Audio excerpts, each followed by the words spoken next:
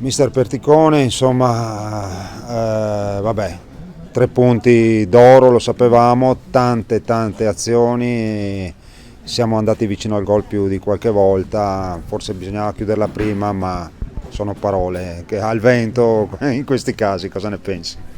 Ma allora penso che sia sintomatico un po' di quello che abbiamo vissuto fino ad ora, soprattutto emblematico, più che sintomatico, emblematico il gol che abbiamo preso, perché è un gol che insomma che non è una punizione.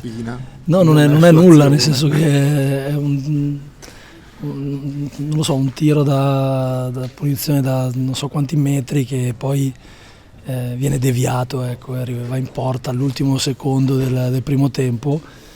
E considerata la situazione, diciamo che i ragazzi potevano un po' subirla, e invece sono stati bravi, anche chi è subentrato è stato molto bravo a tenere, diciamo, mentalmente la partita senza farsi condizionare, e abbiamo portato a casa 3 punti che comunque ci tornano utili, ecco. Non è neanche sempre facile gestire la superiorità numerica, tra l'altro. No,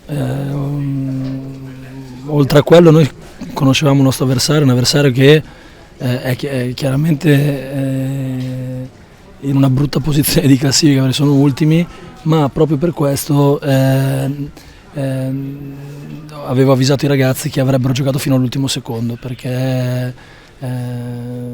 sono sbarazzini, non interessa, voglio dire, vanno oltre il risultato e se la giocano fino alla fine. Infatti ho fatto anche i complimenti agli avversari.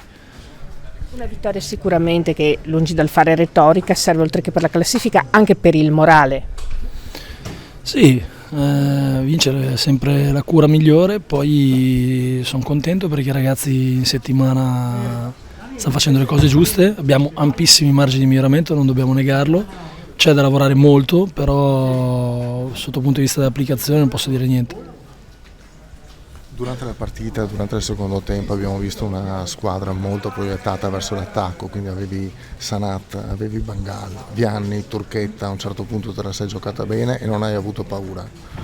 No, con Melchiori che fa il difensore, che l'anno scorso era un trequartista a Breno, abbiamo bisogno poi di tutta la qualità, di più qualità possibile, no? Perché se poi vogliamo giocare e quindi proporre, serve qualità, e i ragazzi che hai citato ne hanno.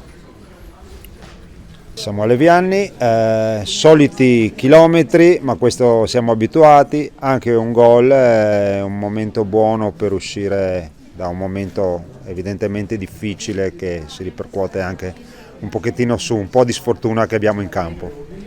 Sì, noi è dall'inizio praticamente che lavoriamo ogni giorno al 100%, e poi le cose possono andare bene, possono andare meno bene, però questa vittoria ci voleva. A chi dedichi questo premio, questo Player of the Match? Lo dedico a me, perché ho sofferto, 2 mesi sono stati difficili senza segnare e insomma sono ritornato al gol. A voler trovare un po' il difetto di questa partita, sarebbe stato possibile forse chiuderla prima, che dici? Sì, sicuramente. Il primo tempo abbiamo avuto diverse occasioni e sfortunatamente non abbiamo fatto gol, dovevamo chiuderla prima, sicuramente. Io tornerei sulla tua partita di grande sacrificio. Cosa vuol dire per te un attaccante dover lavorare così tanto a servizio della squadra? Ma in realtà non lo faccio con pesantezza. Se devo fare quello perché stiamo vincendo, per difendere il risultato, lo faccio senza problemi per la squadra, perché ci serviva. Quindi non ti pesano tutti i chilometri? No, assolutamente. Fino al 90esimo tu hai continuato ad insistere? No.